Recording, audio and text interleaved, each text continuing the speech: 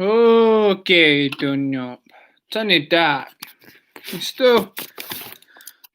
Still. I feel good because of you. Still.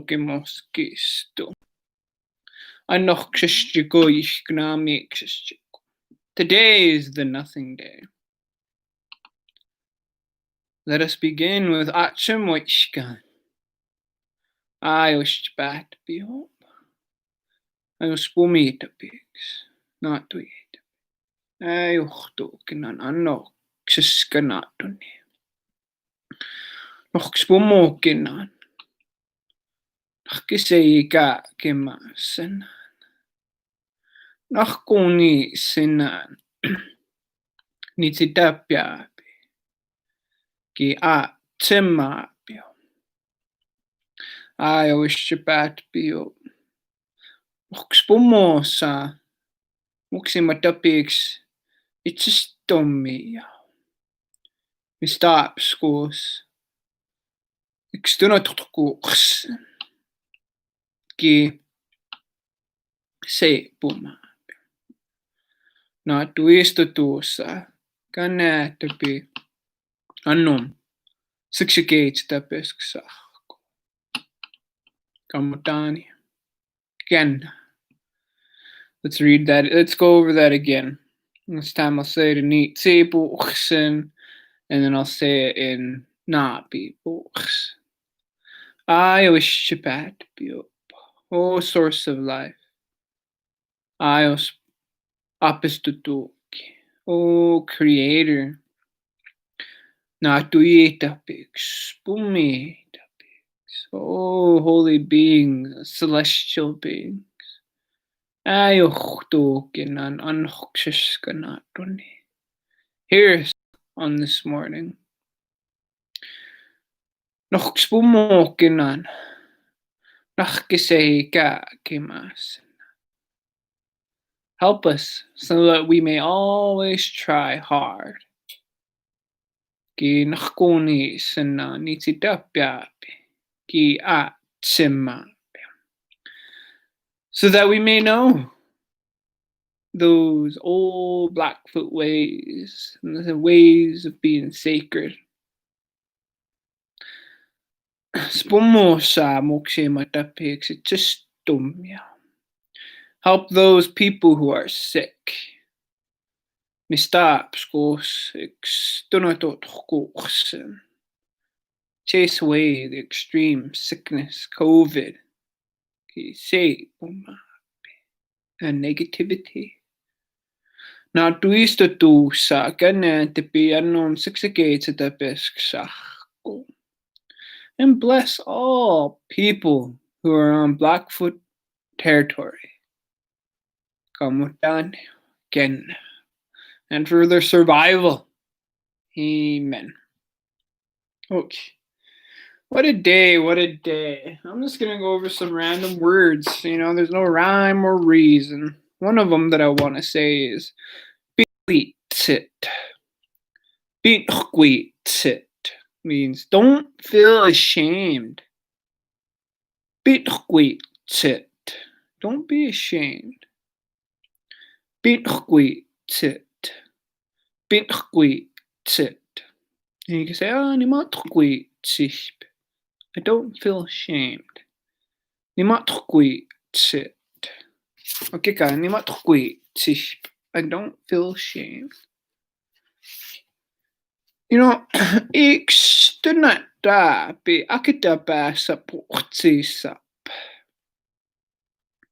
That means it is very powerful if we ask questions before we make decisions. It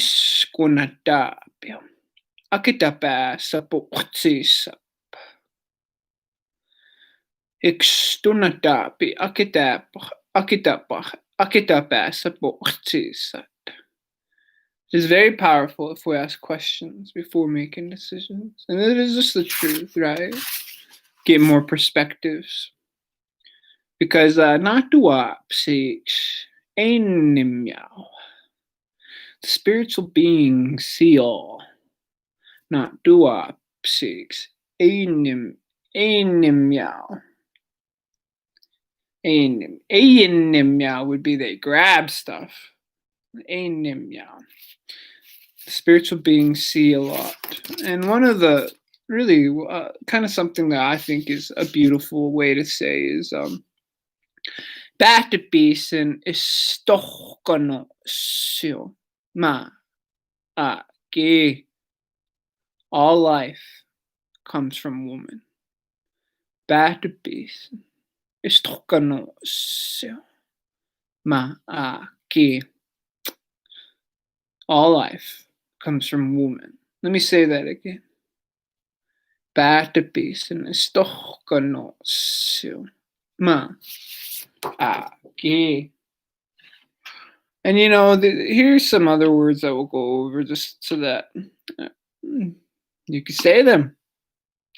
We'll say like deities. So Ishchabat means the source or content that draws upon us to give us life. Ishchabat See, because Bätebisen means life, and you hear that within this word. Ishchabat God, and that is why I think Nitsipoksen so beautiful. That word is packed with a lot of meaning. There's no contesting it either. You can't argue against that word because there is a source of life somewhere. Whether we agree on what that source is a different conversation. But the fact remains that Ishchabat Biyop, in any belief, whether it's atheist, polytheist, monotheist, it's the truth. There is a source of life that we agree upon. Ishchabat Biyop. Apistotuke. It kind of talks about being created. So we say ni sto. Right? For me, no stom, my body. Apistotoki. So you're talking about the being that creates all these bodies. Apistotoki. So I can say nitapistotishp. Na piuyas. I am building a house. Nitapistotishp. Na piuyas. So you kind of hear the similarity between apistotoki and nitapistotishp. Both words are connected. Another word, again, continue, is matapi. Matapi means a being, or even a human. Matapi. And then we get batapisen, right? Life within that. Or I should say person within life. Batapisen. But you add these morphemes to the front of this word batapisen, and it turns into all these other celestial and deity terms. So spumitapi means the above person. So sports means the above. So a lot of people call heaven sportsem. And some people even call Montana the big sky. Sports. The big sky. Sports means above. So Spumitapiks means celestial being. Spumitapiks. Not duapi is a holy art, like a sacred article of something. So I could say, "Amo man, not duapi." This pipe is holy. So not duapi, holy. Not dusi, the sun, the holy being. Not dusi. Not duapsi is they are being a holy being. So there is a difference between saying not duaki and not duapaki.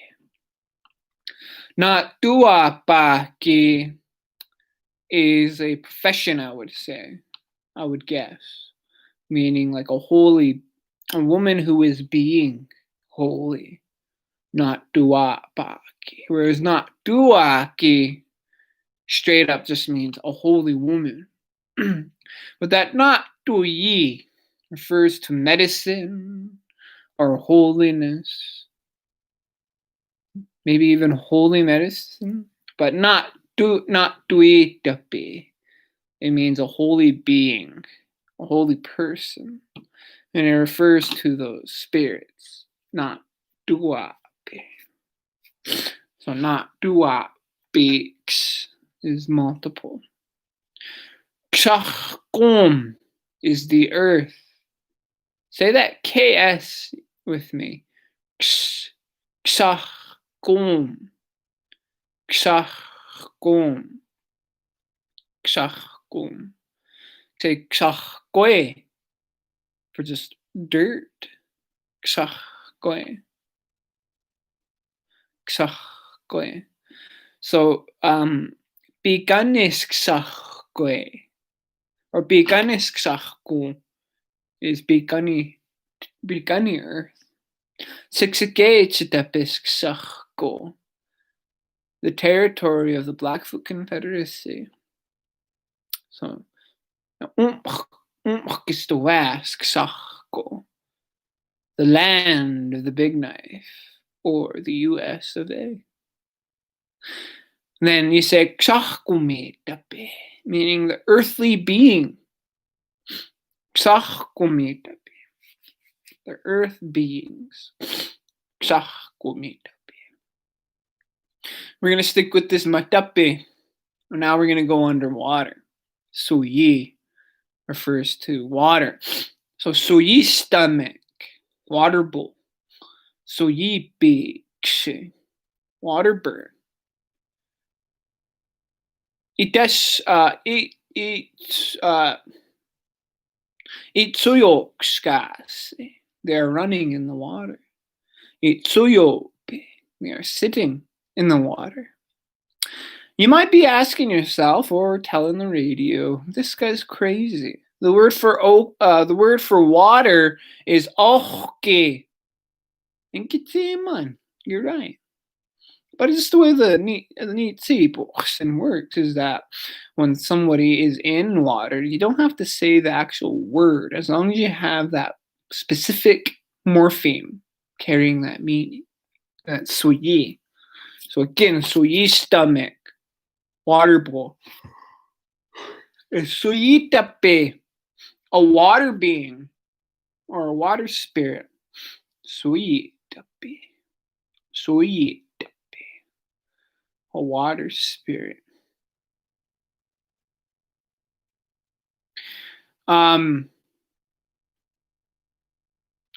Okinchi is a morpheme that refers to hands alone. That means nothing, but I could say okinchi, big hands. Okinchi. Or inakokinchi, tiny hands. And I myself, I would say I'm not, nimatai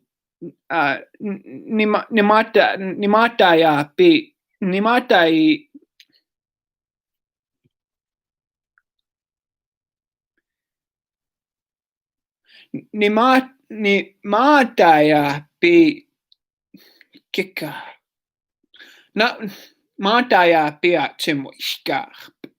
I don't pray like a white man. Or I'm trying to say I'm not Christian or Catholic. But I'm going to give this word because many of you listeners are. And you know what? It's good to be able to pray the way that you want to. And the way you say, Jesus, it holds in his hand. Geistokkenst. Yes, Jesus has a name in Nitsi Bochsen. It's not Apistotoki. Apistotoki is God. Geistokkenst. is Jesus. Holes in his hand, or stigmata, even, right? Geistdruckens. And so you can say, Geistdruckens I trucketu. Okay.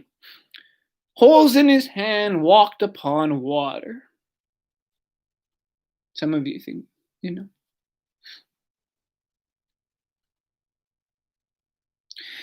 And these are just some words, right? Celestial words and that you can use in Chimoishkan. Chimoishkan means prayer or invocation. Any Chimoishkan ist Ikatua. Prayers are very powerful. They really are. And right now we are in a position where we are praying for our community, for our loved ones, for our cousins, our parents, our siblings, our children, grandparents, and grandchildren. It's unfortunate and tragic of the people we have lost due to COVID and other things. And you know, all I can say is my heart is with you. I'm going to take the moment now to get back into reading some stories.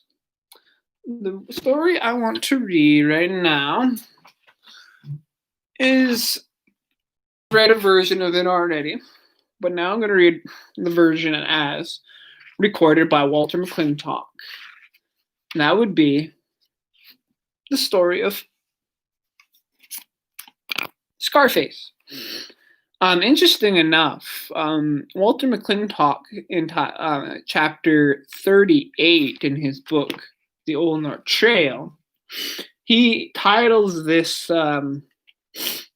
story, The Legend of Bio, the Christ of the Blackfeet. And he gives us a quick synopsis. Brings down the sun, and the way you say brings down the sun is not do sini be. And the way he got this name was whenever he would give his medicine and his songs and healing, the sun above would do a little dance. It would go up and down in the sky. He would bring down the sun. Not do sini be. Anyways, Walter McClintock's synopsis is brings down the sun, tells the beautiful star legend of Paiwa, who was born in the sky a star boy, came down to earth, lived in poverty amongst the Blackfeet, and was called Paiwa. In derision, through his bravery, he reached the home of the sun, where his scar was removed. The sun god stepped back to earth to instruct the Blackfeet in sun worship. After establishing the ceremonial of the Sundance, Pyle returned to the home of the sun and became a morning star. Brings down the sun explains the conjunction of two morning stars, tells about the constellations, sacred articles brought from the home of the sun, his explanation of a brilliant meteor, interruptions to my slumber. Early dawn on Lookout Butte, I behold Venus and Jupiter in conjunction, sunrise on the plains, an early start, and farewell to brings down the sun. That is this chapter. I'm not going to read it as if I was Walter McClintock, this particular story, but it's always fun to do that. Anyways, let us continue. There are two bright stars that sometimes rise together just before the sun comes up, morning star and young morning star, or star boy, referring to the conjunction of the planets Venus and Jupiter before daybreak. I will tell you the story of these two stars, as it was related to me by my father, having been handed to him through many generations. The legend of Star Boy, Biowa, Bawakski, Scarface. We know not when the sun dance had its origin. It was long ago, when the Blackfeet used dogs as beasts of burden instead of horses. And the way you say that is imitados. Imitados. When the dog was our beast of burden. When they stretched the legs and bodies of their dogs on sticks to make them large, and when they used stones instead of wooden pegs to hold down their lodges. In those days, during the moon of flowers, early summer, our people were camped near the mountains. It was a cloudless night, and a warm wind blew over the prairie. Two young girls were sleeping in the long grass outside the lodge. Before daybreak, the eldest sister, Suwatsaki, Feather Woman, awoke. The morning star was just rising from the prairie. He was very beautiful, shining through the clear air of early morning. She lay gazing at this wonderful star until he seemed very close to her, and she imagined that he was her lover.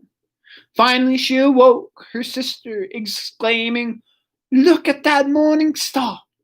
He is beautiful and must be very wise. Many of the young men have wanted to marry me, but I love only the morning star." When the leaves were turning yellow, autumn, Suwatsaki became very unhappy, finding herself with child. She was a pure maiden, although not knowing the father of her child. When the people discovered her secret, they taunted and ridiculed her until she wanted to die. One day, while the geese were flying southward, Sawatsaki went alone to the river for water. As she was returning home, she beheld a young man standing before her in the trail. She modestly turned aside to pass, but he put forth his hand as to detain her, and she said angrily, "Stand aside. None of the young men have ever before dared to stop me." He replied, "I am the morning star. One night, during the moon of flowers, I beheld you sleeping in the open and loved you. I have now come to ask you to return to me to the sky, to the lodge of my father, the sun, where we will live together, and you will have no more trouble." Then Suwataki remembered the night in spring when she slept outside the lodge, and now realized that Morning Star was her husband. She was in his hair a yellow plume, and in his hand a juniper branch with a spider web hanging from one end. He was tall and straight, and his hair was long and shining. His beautiful clothes were of soft tanned skin, and from them came a fragrance of pine and sweet grass. Suwar replied hastily, "I must first say farewell to my father and mother." But Morningstar allowed her to speak to no one. Fastening the feather on her hair and giving her the juniper branch to hold, he directed her to shut her eyes. She held the upper strand of the spider web in her hand and placed her feet upon the lower one. When he told her to open her eyes, she was in the sky. They were standing together before a large lodge. Morningstar said, "This is the home of my father and mother, the sun and the moon," and bade her to enter. It was daytime, and the sun was away on his long journey, but the moon was at home.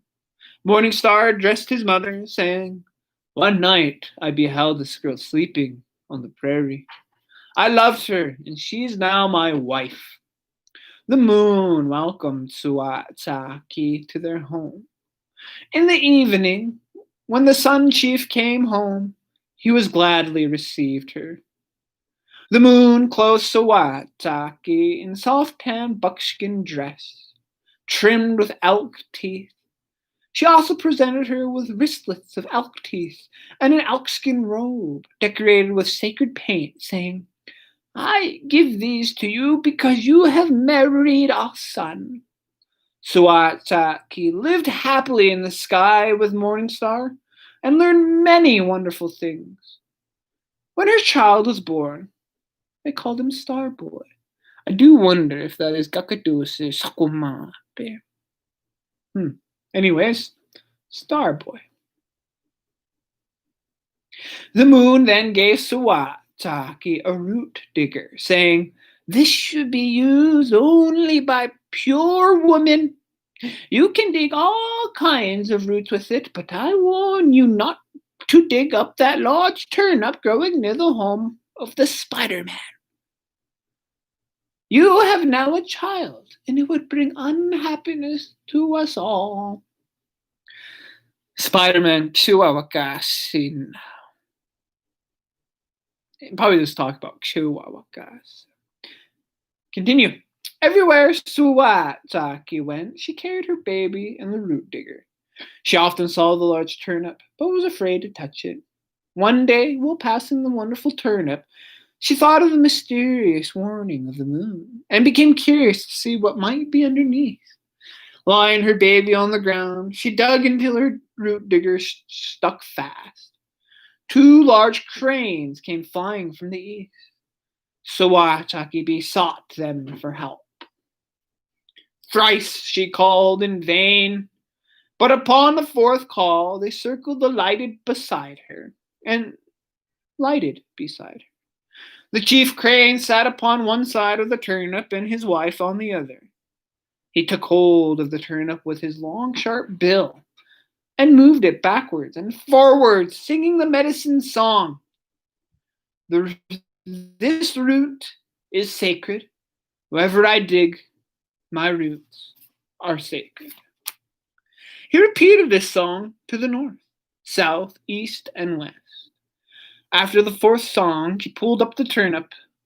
Suwataki looked through the hole and beheld the earth. Although she had not known it, the turnip had filled the same hole through which Morning Star had brought her into the sky. Looking down, she saw a camp of Blackfeet where she had lived. She sat for a long while gazing at the old familiar scenes. The young men were playing games. The women were tanning hinds and making lodges, gathering berries on the hills and crossing the meadow to the river for water. When she turned to go home, she was crying.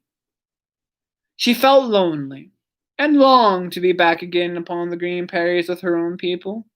When Suwataki arrived at the lodge, Morning Star and his mother were waiting. As soon as Morning Star looked at his wife, he exclaimed, "You have dug up the sacred turnip."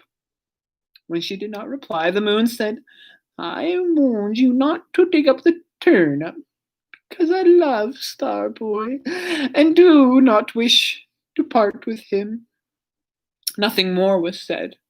Because it was daytime and the great Sun Chief was still away on his journey. In the evening, when he entered the lodge, he exclaimed, "What is the matter with my daughter? She looks sad and must be in trouble." Sawataki replied, "Yes, I am homesick, because I have today looked down upon my people." Then the Sun Chief was angry and said to Morning Star, "If she has disobeyed, you must send her home." The moon interceded for Sawataki, but the sun answered, "She can no longer be happy with us. It is better for her to return to her own people." Morningstar led Sawataki to the home of the Spider-Man, whose web had drawn her up to the sky. He placed on her head the sacred medicine bonnet, which is worn only by pure women. He laid Starboy on her breast, and wrapping them both in the elkskin robe, bade her farewell, saying, "We will let you down into the center of the Indian camp, and the people will behold you as you come from the sky." The Spider-Man then carefully let them down through the hole to the earth. It was an evening in midsummer, during the moon, when the berries are ripe, when Suwataki was let down from the sky. Many of the people were outside their lodges, when suddenly they beheld a bright light in the northern sky. They saw it pass across the heavens and watched until it sank to the ground. When the Indians reached the place where the star had fallen, they saw a strange-looking bundle. When the elk's skin cover was opened, they found a woman and her child. Suwatake was recognized by her parents. She returned to their lodge and lived with them, but never was happy. She used to go with Starboy to the summit of the high ridge where she sat and mourned for her husband. One night she remained alone upon the ridge. Before daybreak, when Morning Star arose from the plains, she begged him to take her back. Then he spoke to her. You disobeyed, and therefore cannot return to the sky. Your sin is the cause of your sorrow, and has brought trouble to you and your people. Before Suwataki died, she told all these things to her father and mother, just as I now tell them to you. Starboy's grandparents also died. Although born in the home of the sun, he was very poor. He had no clothes, not even moccasins to wear. He was so timid and shy that he never played with the other children. When the Blackfeet moved camp, he always followed barefoot, far behind the rest of the camp.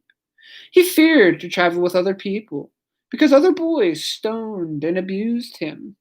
On his face was a mysterious scar, which became more marked as he grew older. He was ridiculed by everyone in derision, was called Biowa. When Biowa became a young man, he loved a maiden of his own tribe. She was very beautiful and the daughter of a leading chief. Many of the young men wanted to marry her, but she refused them all. Biowa sent this maiden a present with the message that he wanted to marry her, but she was proud and disdained his love. She scornfully told him she would not accept him as a lover until he would remove the scar from his face. Scarface was deeply grieved by the reply. He consulted with an old medicine woman, his only friend. She revealed to him the scar had been placed on his face by the sun god, and that only the sun himself could remove it. Biowa resolved to go to the home of the sun god. The medicine woman made moccasins for him and gave him a supply of pemmican. Biowa journeyed alone across the plains and through the mountains, enduring many hardships and great dangers. Finally, he came to the big water, maybe the Pacific Ocean. For 3 days and 3 nights he lay upon the shore, fasting and praying to the sun. On the evening of the fourth day, he beheld a bright trail leading across the water. He traveled this path until he drew near the home of the sun, when he hid himself and waited. In the morning, the great Sun Chief came from his lodge, ready for his daily journey. He did not recognize Biowa. Angered at beholding a creature from earth, he said to the moon, his wife, I will kill him, for he comes from a good-for-nothing race. But she interceded and saved his life. Morning Star, their only son, a young man with a handsome face and beautifully dressed, came forth from the lodge. He brought with him dried sweet grass, which he burned as incense. He first placed Biowa in the sacred smoke, and then led him into the presence of his father and mother, the sun and the moon. Biowa related the story of his long journey because of his rejection by the girl he loved. Morning Star then saw how sad and worn he looked. He felt sorry for him and promised to help him. Biowa lived in the lodge of the sun and moon with Morning Star. Once they were hunting together. Biowa killed 7 enormous birds, which had threatened the life of Morning Star. He presented 4 of the dead birds to the sun and 3 to the moon. The sun rejoiced when he knew that the dangerous birds were killed, and the moon felt grateful that she besought her husband to repay him. On the intercession of Morning Star, the sun god consented to remove the scar. He also appointed Biowa as the messenger to the Blackfeet, promising if they would give a festival, a sun dance, in his honor once every year, he would restore their sick to health. He taught Biowa the secrets of the sun dance, and instructed him in the prayers and songs to be used. He gave him 2 raven feathers to wear as a sign that he came from the sun, and a robe of soft tanned elk skin, with a warning that it must be worn only by a virtuous woman. She can then give the sun dance, and the sick will recover. Morningstar gave him a magic flute and a wonderful song, with which he would be able to charm the heart of the girl he loved. Bio returned to Earth in the Blackfeet camp by the Wolf Trail, the short path to the Earth. When he had fully instructed his people concerning the sun dance, the sun god took him back to the sky with the girl he loved.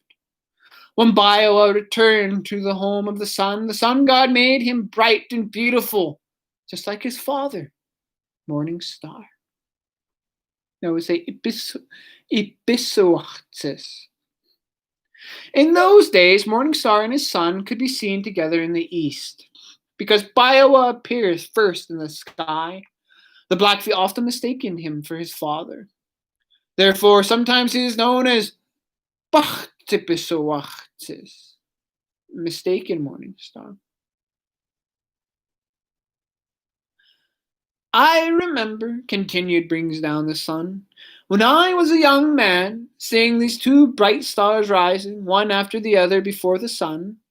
Then if we were going on a war or hunting expedition, my father would awaken me, saying, "My son, I see Morning Star and young Morning Star in the sky above the prairie.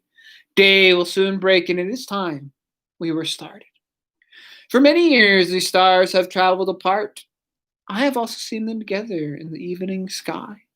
They went down after the sun. This summer, Morning Star and Biowa are again traveling together. I see them in the eastern sky, rising together over the prairie before dawn. Biowa comes up first. His father, Morning Star, rises soon after, and then his grandfather, the sun. Morning Star was given to us as a sign to herald the coming of the sun. When he appears above the horizon, we know a new day is about to dawn. Many medicine men have dreamed of the sun and of the moon, but I have never yet heard of one so powerful as a dream of Morning Star, because he shows himself in the sky for such a short time. The star that stands still, the North Star, is different from the other stars because it never moves. All the other stars walk around it.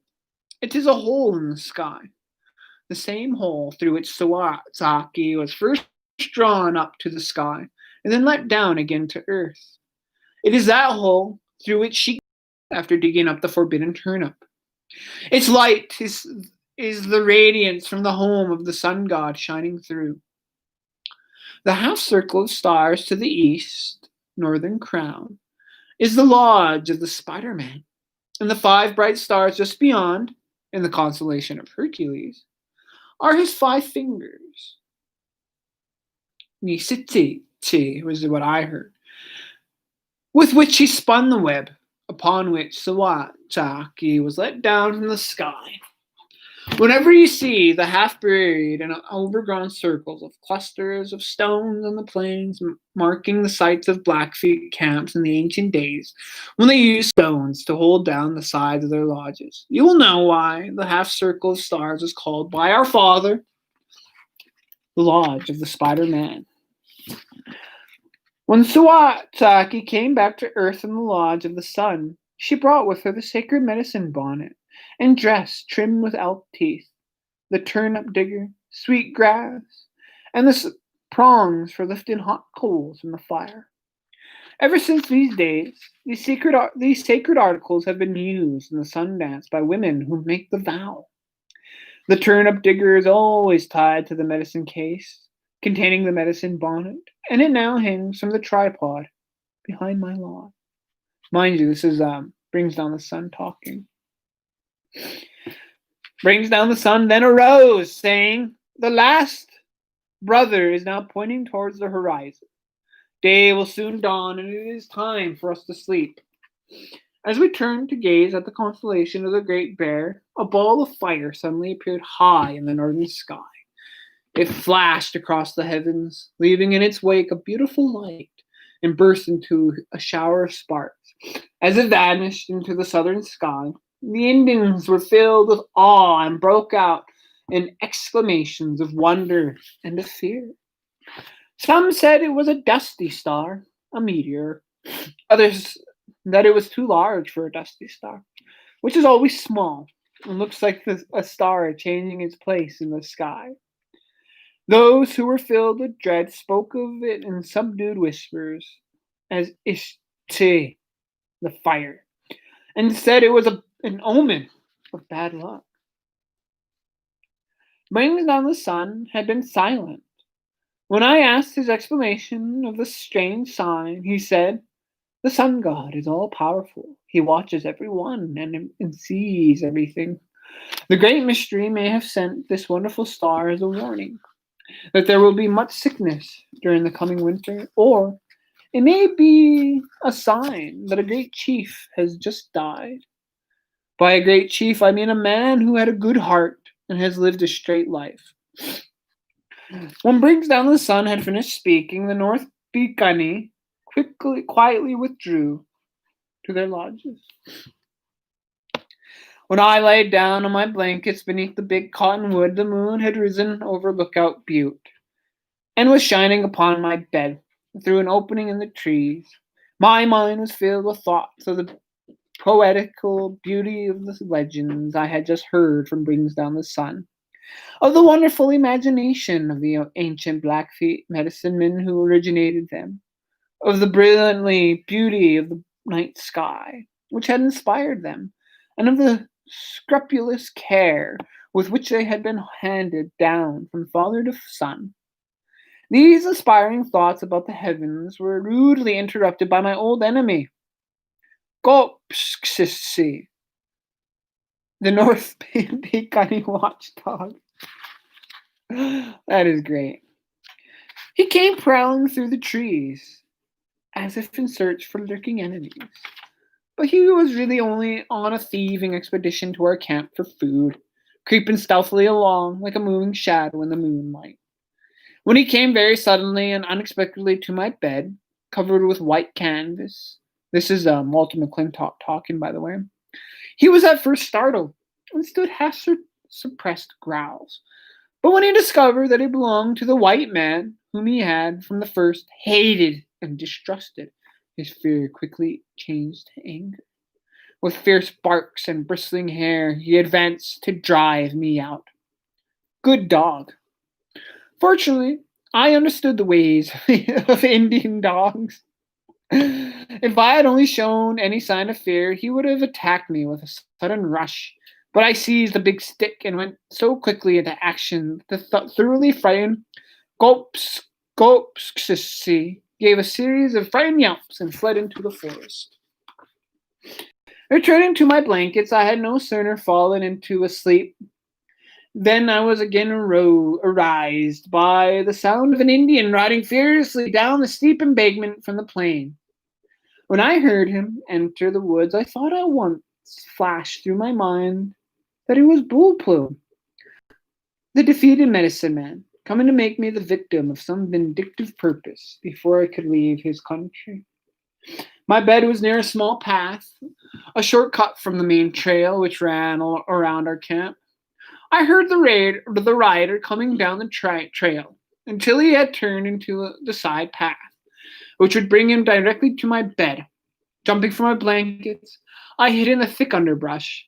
When his horse came to my canvas, shining in the moonlight, it reared and with a snort plunged to one side. For a moment, the rider lost his balance and swayed, as if to fall, but quickly recovering himself, he tried to force his horse across my bed. But the frightened animal went crashing aside into the underbrush and, to my great relief, disappeared in the forest as his rider singing a wolf song until lost in the distance.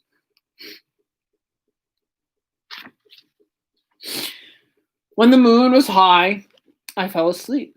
It seemed but a brief interval until I was aroused by daybreak.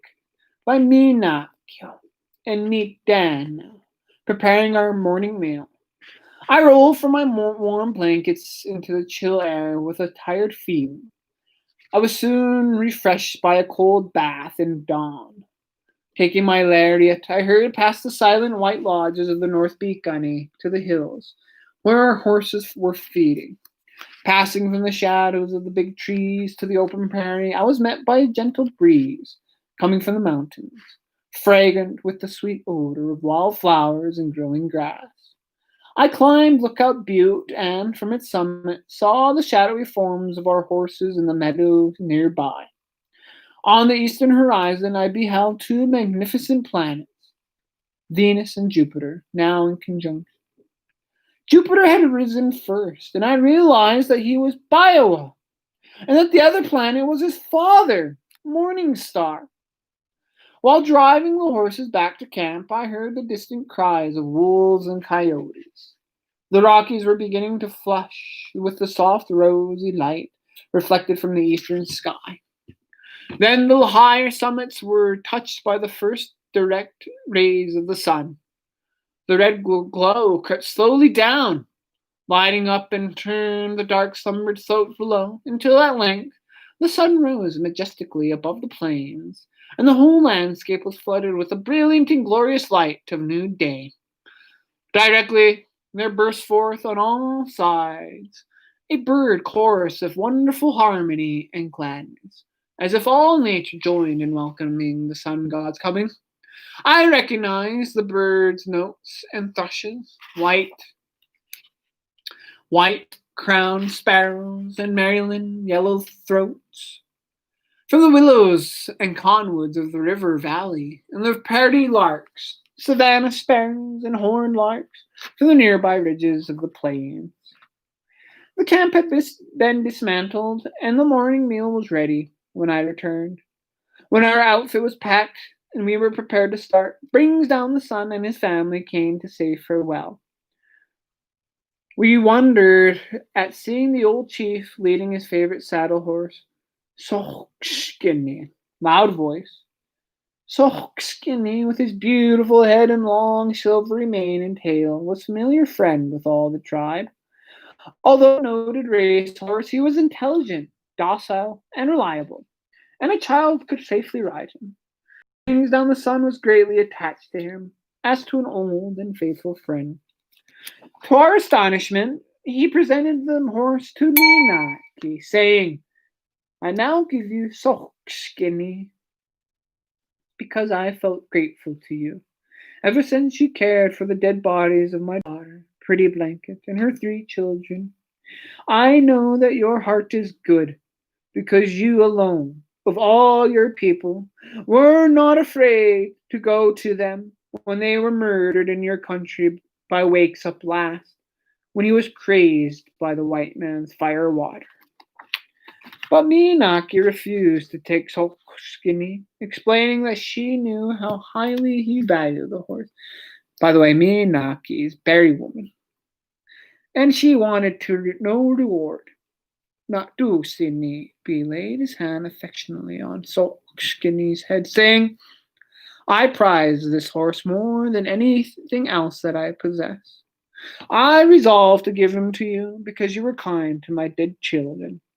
But I am glad that you have refused to take him, and now I know your heart is good. Whenever any of your friends or relatives may come to visit in our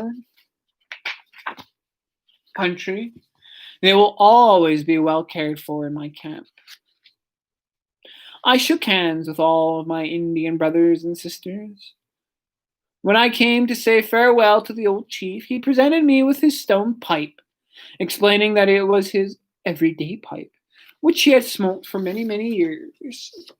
He said in his farewell talk, My children, I have never before gone into any camp to sit and talk, day after day with strangers as I've done with you. My heart will be heavy after you have gone, and I will feel lonely every time I look at your camping ground.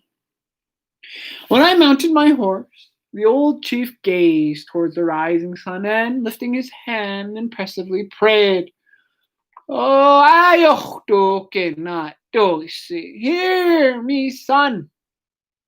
May he go safely while traveling afar. May we live long and continue to be friends. May we both meet Takokitama and be happy again. Ayaw nato sinakitaksa puwaw. Kahpin. Aksi aksi sami soko. Itame tuwa da sina. That's what he has written. It's really hard to read what he's writing in Blackfoot.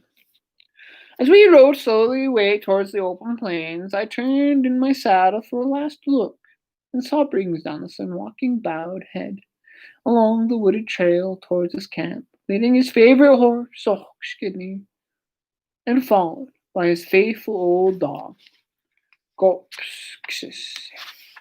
I think Gulpskis refers to his nose. I'm not too sure what the adjective is, but there it is.